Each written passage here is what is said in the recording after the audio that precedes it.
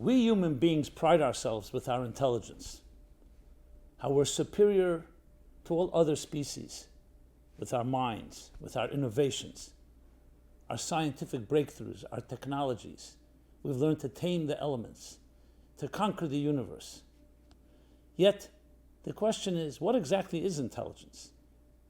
You can be book smart, but have no common sense. You could be very powerful cerebrally, but be emotionally immature. So please join me in this program where we will discuss, are you emotionally intelligent? Because intelligence is not just brain power. It's not just data processing. It's not just a computer. It's also the wisdom of relationships, of interactions, that goes far beyond just the brain. Are you emotionally intelligent? Please join me and discover dimensions within yourself that you may not have accessed, or at least not accessed fully.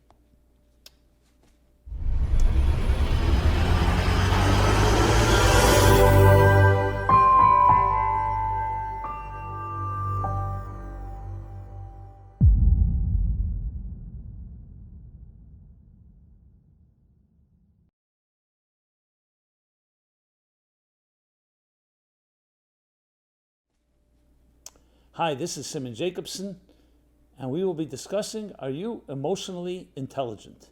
This program is dedicated in loving memory of Shlomo ben Beryl. May his neshama have an aliyah. We human beings pride ourselves with our intelligence, with our minds. Look at the scientific breakthroughs, the breathtaking technologies in medicine, in every other field and area. We've conquered the universe. We've tamed the elements. We're more powerful than animals and other creatures that are far stronger than we are because of our innovation, because of our minds. And yet, there's a tremendous question that has to be answered. What is intelligence? Someone can be book smart, but have no common sense. Someone can have a high IQ, but be emotionally immature. So recently we hear about emotional intelligence, EI. For intellectual intelligence is II, emotional intelligence is EI, and then of course there's AI, artificial intelligence, which is not the topic and scope of our discussion here. And actually one of the great challenges in AI is, can we make artificial intelligence emotionally intuitive? But emotional intelligence seems to be a paradox just in its very terms. When we say emotions, it seems to be antithetical to intelligence.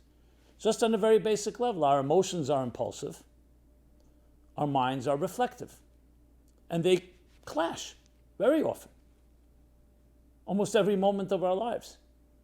Your emotions can be drawn to something, can be tempted, could be even something destructive. And your mind, if it's working and functioning properly, will pause and say, 1 second, let's reflect on this. Is this good for you? Short-term benefits versus long-term, instant gratification versus hurting somebody, yourself or others. So when you speak about mind, you speak about reflection, introspection, self-control, discipline. Emotions, left on their own, raw emotions, are impulsive, reflexive, reactive.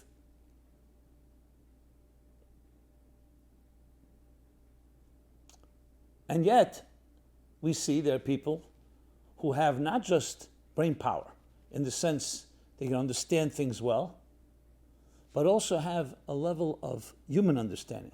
They get people. And very often, that doesn't always come together. Some of the most brilliant scientists are known for their absent-mindedness, for their carelessness, even callousness when it came to human relationships. Because the fact that a person has a high IQ, the fact that a person is brilliant or a genius, does not guarantee that their emotions are also mature. And indeed, the way the Kabbalists and the mystics put it, which is actually a very powerful psychological model that goes back literally thousands of years, that in general there are 3 stages of human development. And the cognitive and the emotional do work hand in hand. When you look at a newborn child, their primary way of functioning is reflexive, behavioral. That's how they're wired. Impulsive.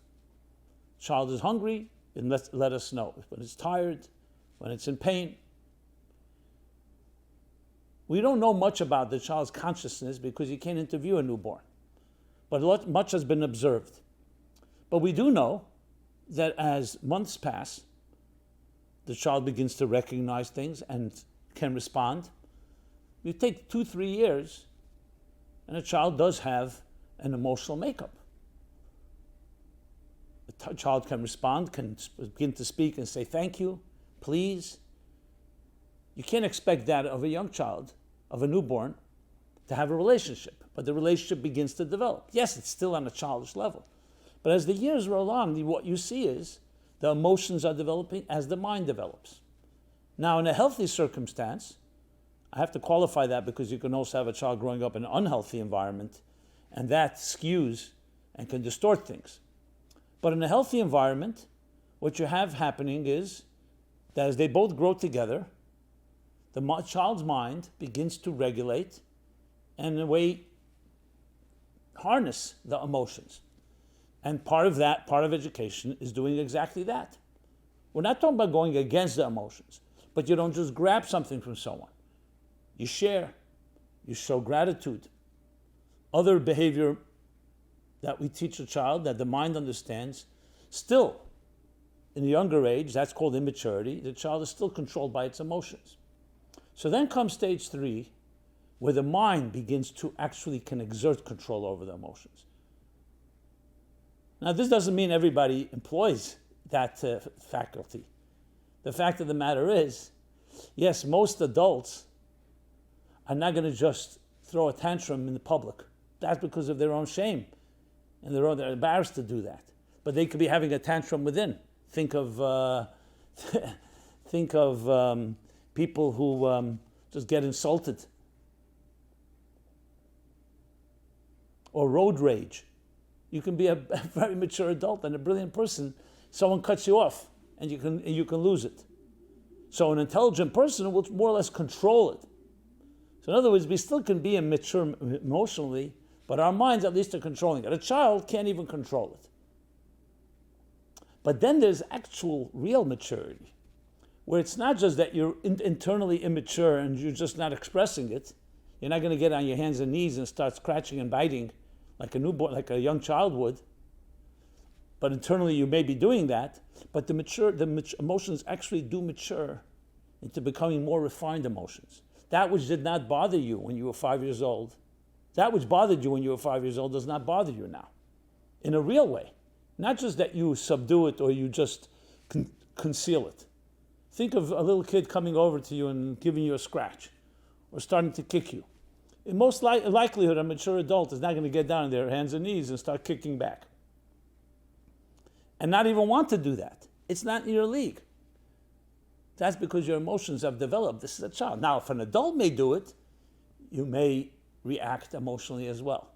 So there are stages in this development to the point, and it's fascinating, that you actually can refine your emotions to the point that certain things simply won't bother you. The things that bothered you yesterday or a while back will not concern you now.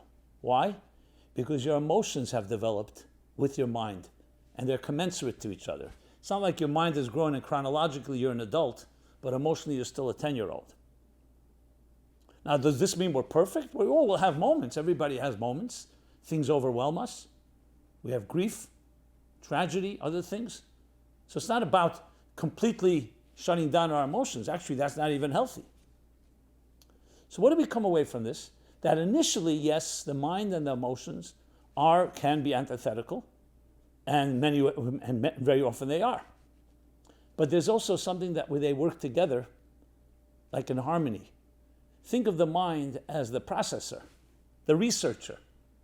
So let's say you meet someone, you go on a date with a prospective date that you perhaps want to marry.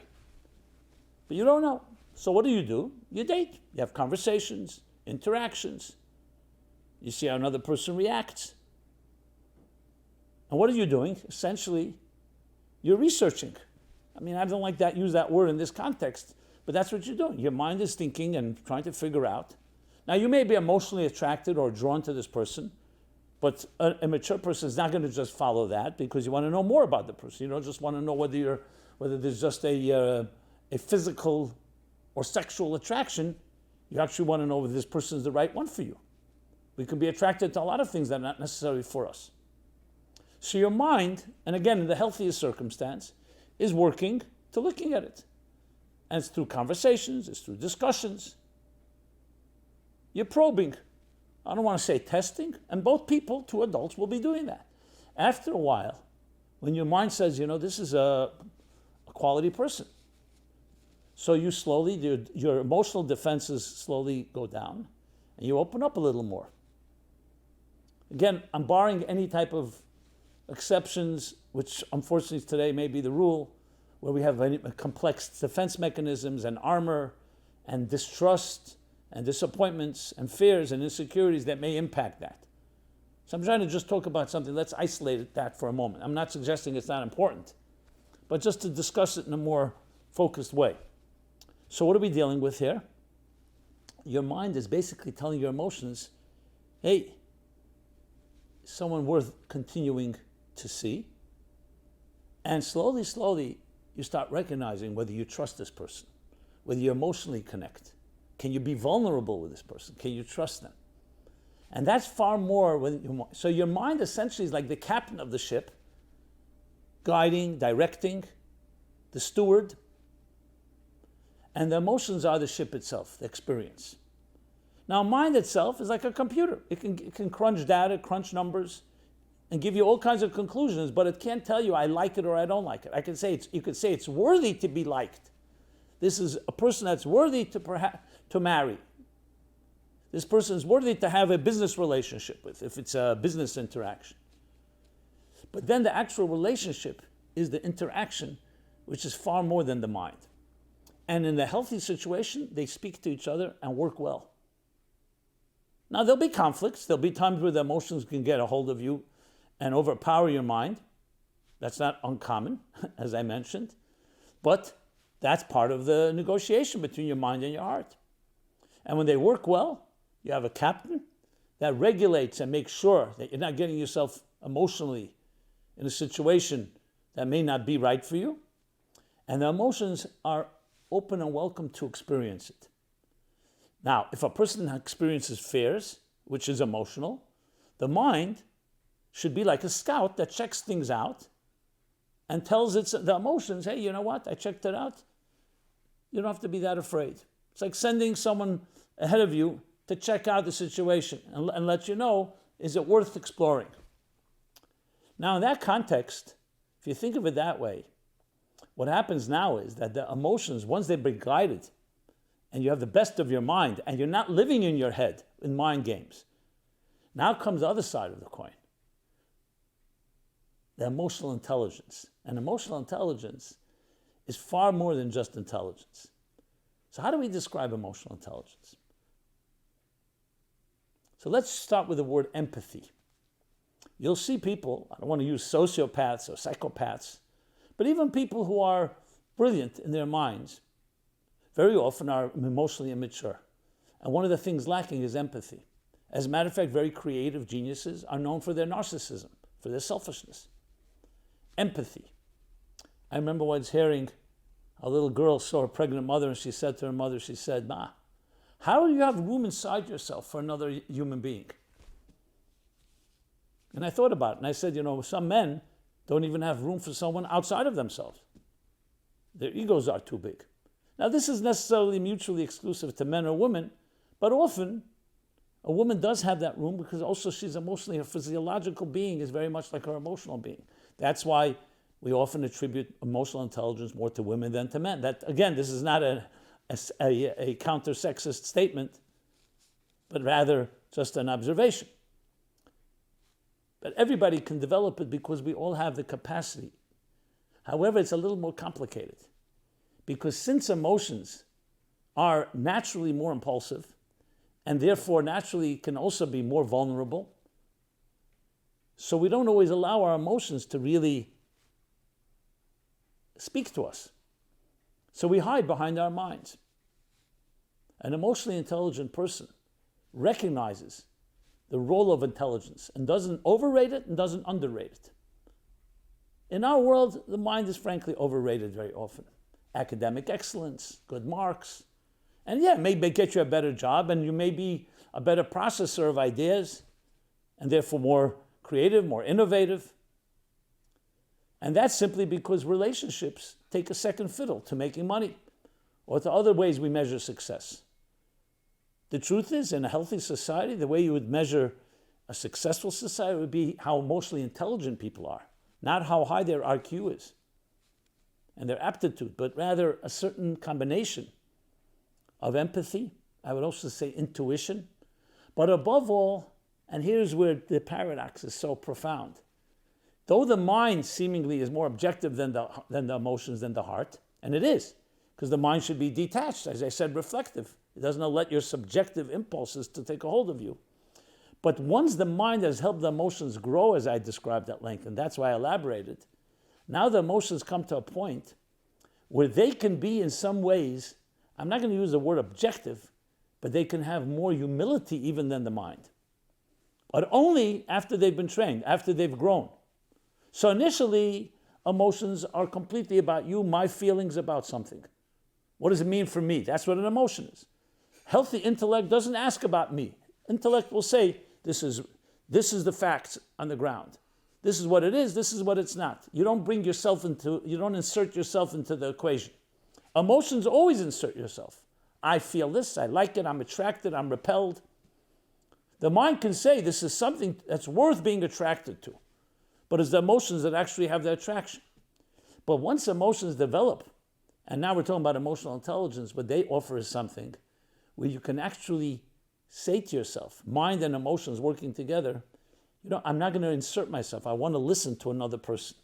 Is that an intellectual statement or is that an emotional one? Empathy. The truth is it's a combination of both. And that's why we can call it emotional intelligence. Because it's not just the impulses of emotions, it's guided emotions. It's emotions that have matured to the point where you actually feel for another and you sense the antithesis to emotional intelligence is narcissism in a way. Not the only antithesis, but one of them. Because it's not about the other person. Emotional intelligence means that even if on paper you may be right, emotional intelligence will tell you, you know what, it's not always about being right. It's about what will work. It's not about winning. It's about by creating happiness. In a game of chess or other sports, there it's all about winning, losing. Emotional intelligence tells the mind it's not just about who's right and who's wrong.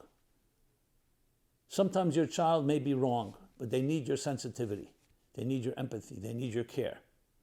Sometimes your friend may be wrong, but they're in a sensitive place. They're in a vulnerable place. Emotional intelligence is able to go to that area. So it opens up a whole nother vista, new horizons of experience. No good sustainable relationship can exist without some emotional intelligence.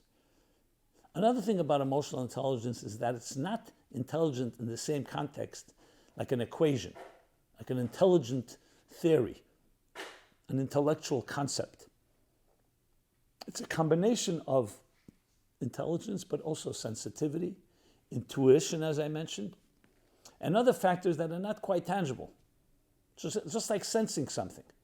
You sense someone sitting at your table, you're a host, and they're a little uncomfortable. Your mind will tell you there's no reason for them to be uncomfortable. Everyone's having a good time. The emotional intelligence will tell you maybe they're going through something difficult. Maybe there is something going on they're picking up and others are not picking up. It's almost like the sixth sense of something that can't always be quantified. And that's why someone who's really working just on paper will say, well, on paper it doesn't make sense. But the emotional intelligent person say it's not about paper. It's not words, it's not ideas. Someone comes to you, they're crying and they're in pain. And you could say, there's nothing to be in pain about. But I'm in pain, I feel something. And if you don't show care and concern, and you just say, you'll get over it, or everyone gets over it, you've not been purely emotional intelligent there. So it adds a whole dimension, what we will call relationships, experiences.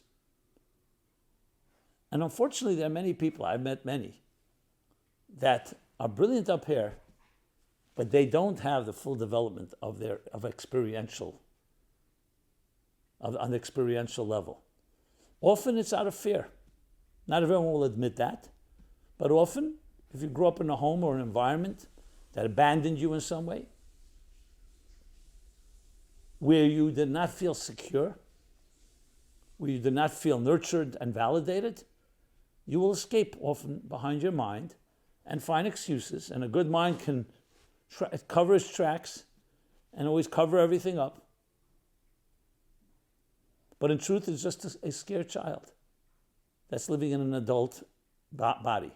And if you have a good mind, you also have an extra tool that can cover up and make believe, oh, look, like an adult.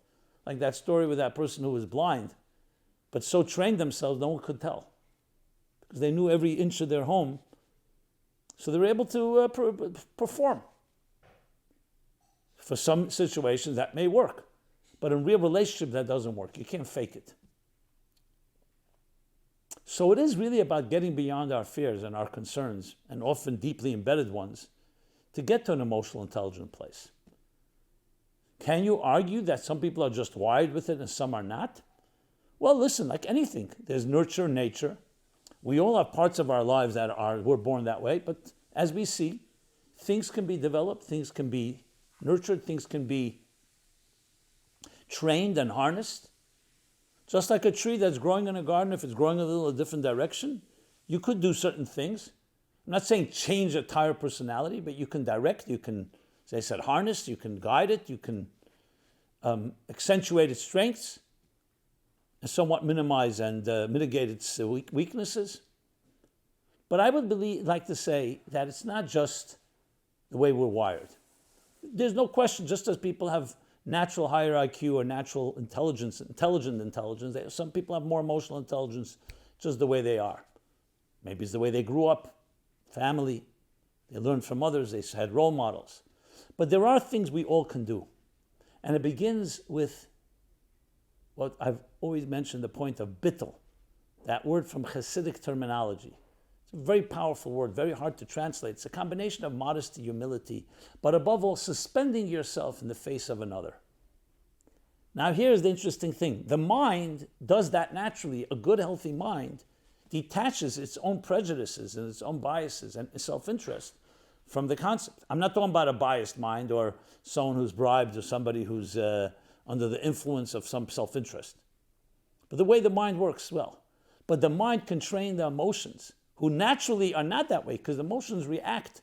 Is it good for me or not? Emotions are very impulsive and reflexive in that sense. But the mind can train the emotions to also have that element of restraint. And that's not changing their personality. It's just training them to have that bittul. And when you do that, that's when you have the best of both worlds. Because to have it only on the reflective mind, but your emotions still remain little immature emotions that you're just simply controlling and dominating over and posing over is one thing. But to actually get the emotions developed to a point that the emotions and the mind can work together, and the emotions can say, and the mind can say to the emotions, it's not all about you. Yes, we need your empathy, we need your feelings, we need your engagement, we need you in the relationship. But it's not all about you. That's when you have, in the language of the Hasidic masters, the bittul of chokhmah, of koyach ma, the selflessness, the suspension of self to absorb something greater than yourself, being transferred to the emotions. And then your emotions have both strengths. The feeling, the empathy, which engages, and on one hand is very subjective, but also that selflessness. And that's the ultimate emotional intelligence. That's why you'll see the people who reach that level are both brilliant in their minds but even more brilliant in their feelings. I remember once hearing a story. Chassid, his name was Rab Mendel Chaim, and he was having a discussion with the great Rab Chaim of Brisk, one of the greatest sages in the previous, the 19th, 20th century, 19th century. And they were talking about a Rambam. Rambam is Maimonides. And we're discussing an intricate and complex legal issue. And Rab Mendel Chaim says to Rab Chaim that what you just said, there's a Maimonides, there's a Rambam that disagrees with what you just said. Rab Chaim looks at him and says, no, there's no such Rambam. He says, yes, there is. Rab Chaim says, listen, this is the domain of Brisk, where we come from. We know our Rambams. Rab Mendel Chaim, he went out of the room, came back, humbly, opened a Rambam, put it on the desk, and left the room. Rab Chaim looked at the Rambam, the Maimonides, and said, yeah, he's right. I missed this Rambam. Rab Mendel was right. Later, when Rab Chaim was recounting the story to his colleague, the Rebbe Rashab, the fifth Chabad Rebbe, they were friends, and Rab Mendel was a chassid of the Rebbe Rashab. He says these words. He said that Rab Mendel was a Gaon, a genius, a scholar in Rambam. I'm not surprised at that. But that he's a Gaon, he's a scholar, he's a genius in Midas Tevis, which means in his gentleness, in his kindness, in his graciousness, that I was not aware of. The fact that he walked out of the room, he didn't want to be there. Didn't want to say, hey, you see, I have the Rambam. That's emotional intelligence combined with intellectual intelligence. The sensitivity that do not lose your humanity. Not only don't lose it, become an even more refined person. Because at the end of the day, if the mind doesn't help the emotions become more refined and not just follow their own impulses, it's not really achieved its goal. So to say the mind is great, but my emotions, well, you know what? They haven't caught up yet. No, the goal is that the emotions should be guided by the maturity of the mind, that the emotions also mature, to be more refined, kinder, gentler, more sensitive, more empathetic. Conclude, Bertrand Russell and Maimonides. Let's contrast them. Bertrand Russell once was found doing something very unethical, having a relationship with a student. And at Cambridge, where he was teaching, they called him in, the faculty, and said, you're a professor of ethics. How could you behave in an unethical way? He says, listen, I'm also a professor of mathematics, and I'm not a triangle. That was his response. What I do and what I teach is not necessarily consistent. Maimonides writes in his classic magnum opus, you want to know who a wise person is? Don't look at their intelligence, at their oratory skills, at their brilliance, at their ability to present a great argument, their IQ. You want to know who a wise person is? Look how they talk to others, how they walk, how they eat, how they sleep. The practical, simple things. And that's where you see the true wisdom shine. So it's not a compartmentalization where we're a mind here and your emotions and behaviors over there. There's a consistency. Will we be perfect? Obviously not. But it's a standard. Unfortunately, in the scientific world, sometimes they actually pride themselves. Hey, don't look at what I do. I'm brilliant in my mind. They disconnect the mind from behavior and from emotions. The ultimate goal is not just controlling the impulses, but refining the emotions. And there you have the ultimate emotional intelligence working with intellectual intelligence. And you see it the most blatant way. The litmus test is in relationships. Intimate relationships, personal relationships, between man and woman, between spouses, between parents and children. The areas where we are not just relying on our minds and analytics and analysis and cerebral activity, but in the relationship area. You have the capacity to reach there. Don't buy into the narrative that, no, you develop your mind, the emotions will either go along or just ignore them or they'll just do their thing. No, the emotions are there like a garden. The mind is like a gardener.